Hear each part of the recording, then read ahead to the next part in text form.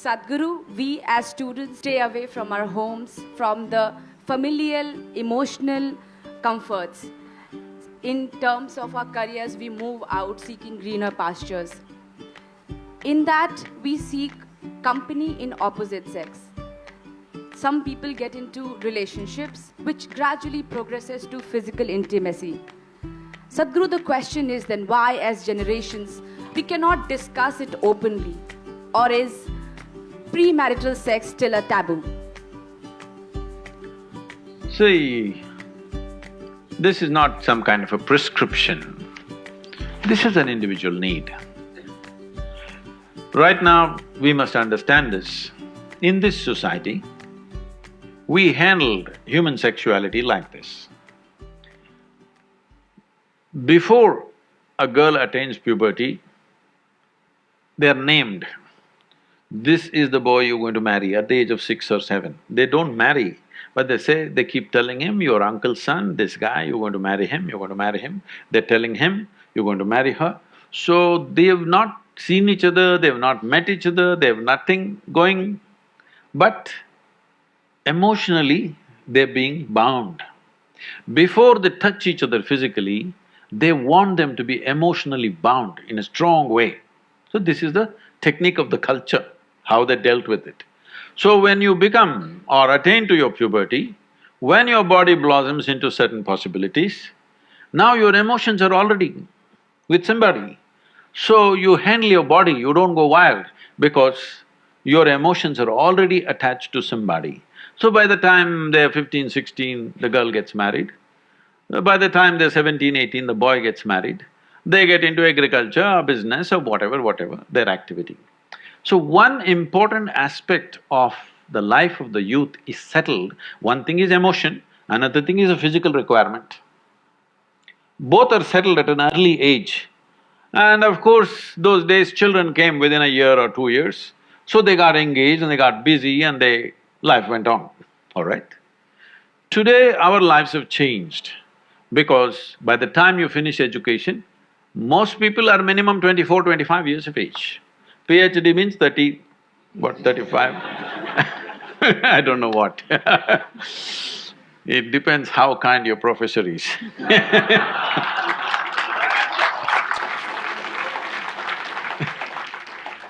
So, let us say average education time is 25 years of age. By the time they get employment and settle down somewhere to reasonable financial security, 30 years of time, all right? The peak of human hormonal function is between 15 to 30. You're not teaching people some ascetic way to live. You're not giving them some sadhana that they're transforming their energy into some other possibility and attaining to something else. There is no such thing. And there's close proximity with the opposite sex. If you don't want to address it, then you will create an unhealthy society, very unhealthy society, which unfortunately is finding expression in violent ways in our society because we've not addressed the fundamental needs of a human being. First thing is nourishment. If nourishment is taken care of, you must understand, nourishment is survival. Once survival is taken care of, naturally the species, this is not even individual, the species that you are is longing to reproduce. This is how it's built. It's longing to reproduce because this is survival of the species. If people don't reproduce, there is not going to be human race, isn't it? So, your body and your mind plays many tricks and how when you look at somebody, you suddenly think they're the most beautiful, suddenly you think they're the most fantastic, you will discover later many things.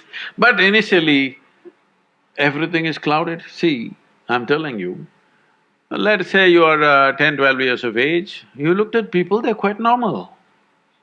Suddenly you became 14, every little bump on somebody's body is a world by itself simply because your hormones begin to influence everything. In a way, your intelligence is hijacked by your hormones. Now, this is not to be judged as bad or good, this is a natural process. There may be a few people who will go beyond that. It's fantastic for them if they can go beyond that. They're not compulsive about it, they went beyond it, fantastic for that person. But you expect the whole society to go beyond it, you're just stupid. Such a thing doesn't happen.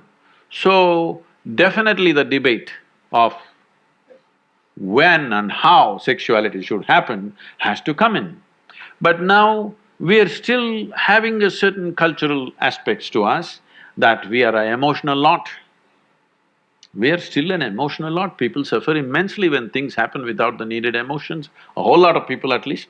There may be a few people who are above that, but a whole lot of people suffer. So, for our country, for our society, how to deal with this without causing a major disruption in the social structure is something that we must debate. We must do research on it, how to do it.